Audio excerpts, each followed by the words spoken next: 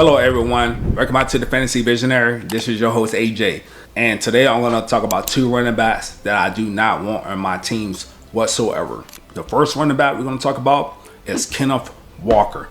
I do not want Kenneth Walker on any of my fantasy football teams. Why? So, Andy Reid already said that Emmett Johnson reminds him of LaShawn McCoy.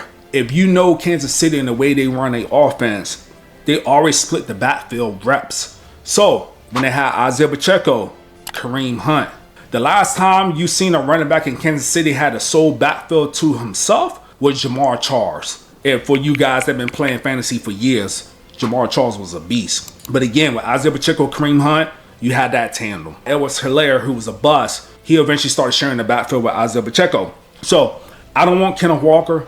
For one, he's injury prone. He did miss time last season in a contract year. So you never know how he's going to be since he got paid.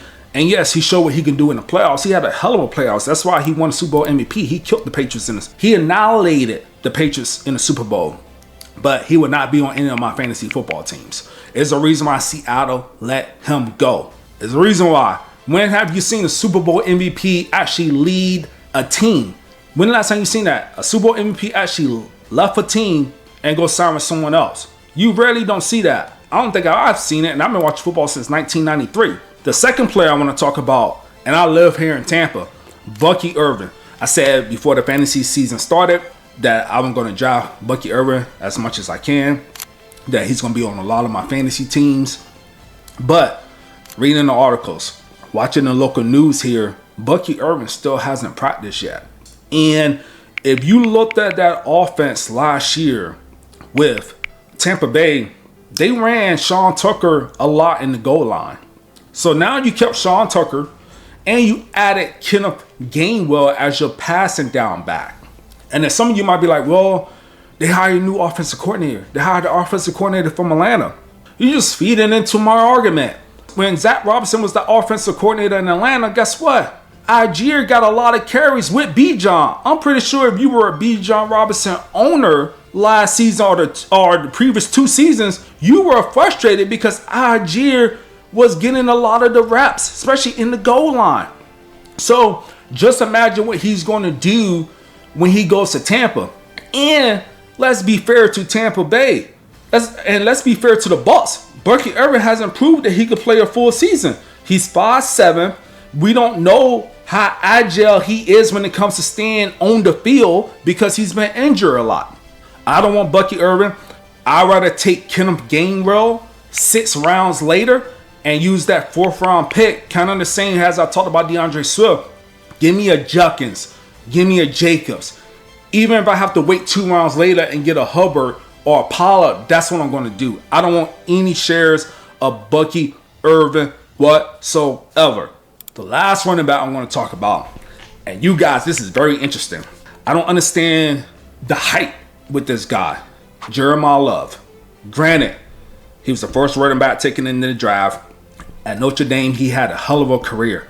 But he's with the Arizona Cardinals. So, you got Algier, who I just spoke about. You got James Conner. And you have Trey Benson. You have 4 potential starting running backs on that team. Do I think James Conner is going to get released? Yes. But that's still going to leave Algier, who they signed to a free agent contract. And then you got Trey Benson hanging in there. So let's say the Arizona Cardinals get rid of James Conner and they get rid of Trey Benson. You still got Algier. And then some of you might be like, well, they got a new offensive coordinator. Feeding into my argument. Yeah, some of you might be like, well, they got a new head coach. You're feeding into my argument. Where did that head coach come from? He came from the Los Angeles Rams. You had Kyron Williams. You had Blake Corum. Trust me, I was a Kyron Williams owner last year. It frustrated me when Blake Corum would come in the game and sometimes take Kyron Williams touchdowns. So, Jeremiah Love, he is going too early for me. I'm not having him on any of my fantasy teams because somebody's going to pick him in a second. And even if he lasts to the 3rd round, I'm going to take Josh Jacobs over Jeremiah Love any given day. I would not have any shares of Jeremiah Love. And the last thing I want to mention with Jeremiah Love that nobody has talked about on YouTube is their schedule. Think about it, right? They play in the hardest division in NFL. So they got 2 games against the Rams. They got 2 games against the damn 49ers. And they got 2 games against the Seahawks. All three of those teams have good defenses, especially run defenses.